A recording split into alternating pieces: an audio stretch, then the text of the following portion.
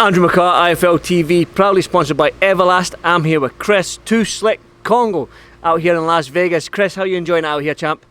It's great, man. As you can see, the weather, can't really complain, man. Training in some heat, so it's all good. Well, you're out here with Josh Taylor. We've seen some Instagram posts and stuff like you're one of his sparring partners. You've seen Josh in the ring. You've shared the ring with him in this camp, man. How is Josh looking for this fight?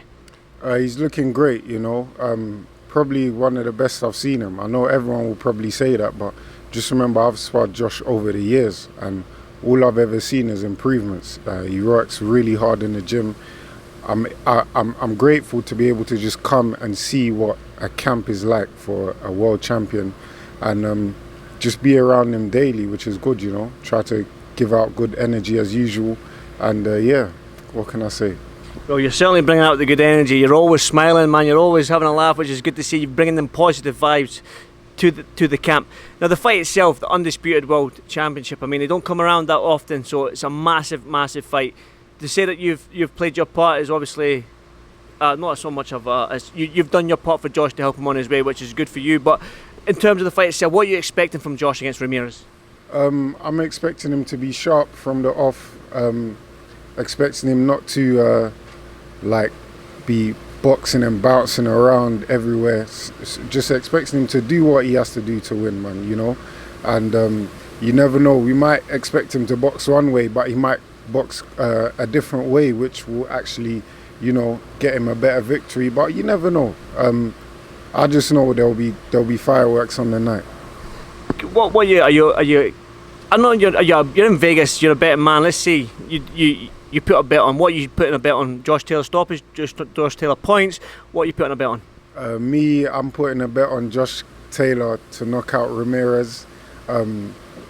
Reason being, for me, Ramirez is a one-trick pony, you know. He's just going to come forward, look to be aggressive, be good on the inside. But then again, you got to know that Josh can mix it up as well himself. He's good on the inside. He's an underrated body puncher, which I think he's going to catch Ramirez with. But let's see. You never know what the outcome's going to be until the night. But we've seen that in a few fights as well. Listen, one fighter can be the favourite. We've seen it with Andy Ruiz. Joshua is one of them ones that always pops to mind when the favourite loses. But you're out in here in Vegas, you're staying in shape, man. You're like, since your last fight against Michael McKinson, man, you don't look like you've put on any weight at all, man. Are you ready to fight this now? Have you got a date? I ain't got a date. I'm ready to fight whenever. That's the good thing about me. I'm a professional, and this is a professional game. You have to be ready for the call at any time. So I'm ready, whether it's tomorrow, whether it's 3 weeks, whether it's next week. I'm always good to go. So that's the good thing about me. Me personally anyway, I just like to stay in shape regardless. So even after the fight, I might have had a couple days off, but I was back on the road. I was just raring to go, and just hungry to get back in there. And I didn't let the loss get me down too much. And it's mad because I had a chat with one of my mates coming up like a couple years ago, and he was like, what would you like? What do you think of guys that like lose, or what do you think about your O? Are you protecting your O? And I said, no. If it goes, then it's all part of the game, and we take it and we keep moving. You know, we've all seen the best take losses, and that's what brings out the best of them at times. So yeah.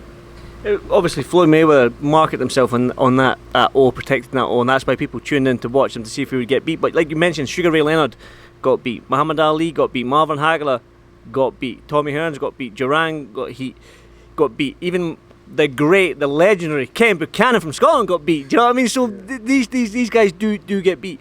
But in terms of that McKinson fight, if you watched it back, and would you want the rematch against McKinson? Because obviously he's a tricky guy to figure out and stuff like that. And sometimes you might need more rounds to figure McKinson out because he is a tricky fighter. Now I've been in there with him. I know what to do. So I would take that rematch tomorrow, whenever. McKinson's the type of guy, no one really wants to fight him. So even me, I come out from long and I come straight. I fought two guys in the top 10. I didn't really care about ranking or anything. I just wanted to fight. So yeah, definitely I'll be interested in the rematch.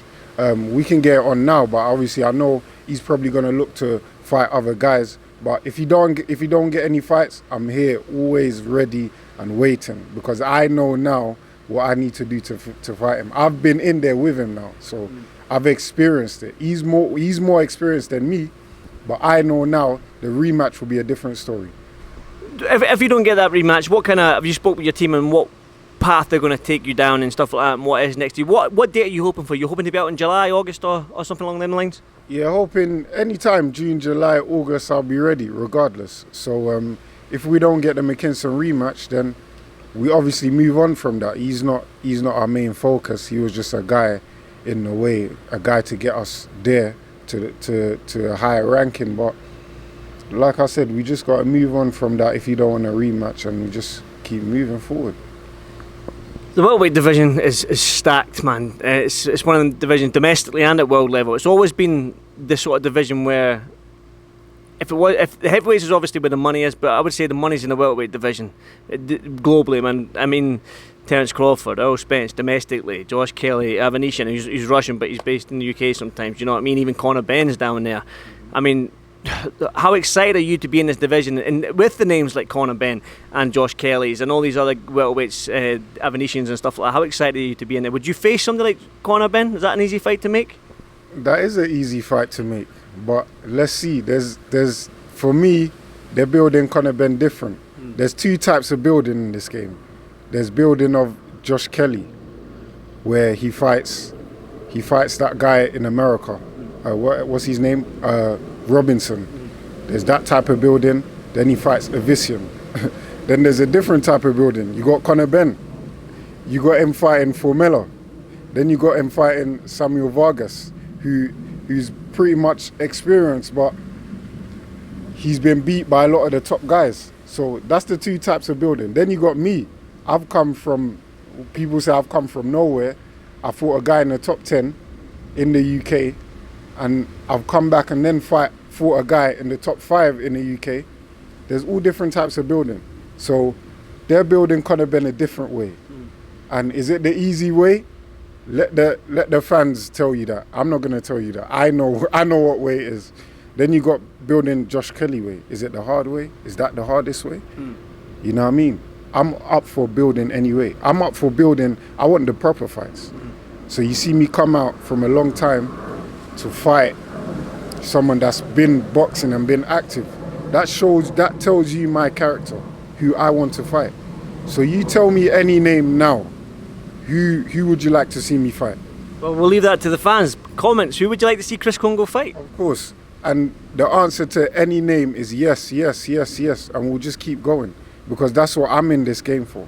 I'm not in here to be building and fighting these type of fights over here. I'm trying to go there. And I'm trying to go there. Not fast.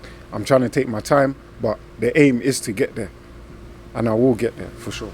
The good thing about us being in Vegas, Chris, is that the boxing back home's on early, and I know Joshua Buatsi is a friend of yours and stuff like that. He's fighting tonight, so hopefully I'll get this out before Joshua fights. But what's your thoughts on Buatsi, man, and this fight today, whatever it is?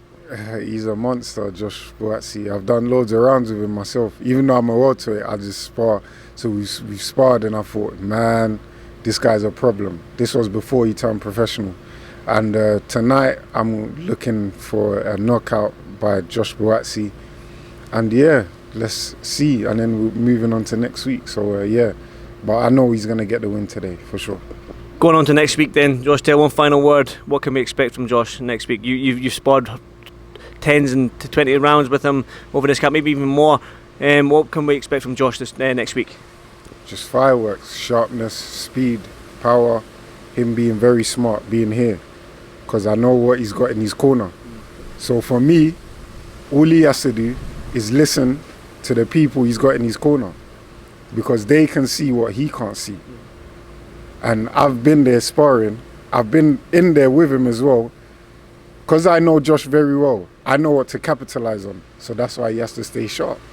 So I want him to go in there, and the main thing, just listen to his coaches. They know what they're doing. Josh wins this undisputed. He's going to move up to welterweight. That's your division. Would you welcome Josh into the 147-pound division? I know you're friends, but you know. Listen, we're friends, man. If he moves up, which I know you will move up, it's all part of the game, you know. He's at a different stage at his career. He's at the heights. I'm just coming up, so we're way apart. But yeah, I can only wish him the best, and I'll still spar him anyway. He's my mate. You know what I mean? So. There you go, Chris. Well, I won't keep you much longer, man. I do appreciate your time, and obviously it's been great being out in Vegas with you. Like I say, you're always bringing the smiles. You're always having a smile on your face, which brings positivity to everybody in this house here. So, well done to you, and thank you, and thanks for this interview. No problem. All good. Thanks, Chris. Thank you, my man.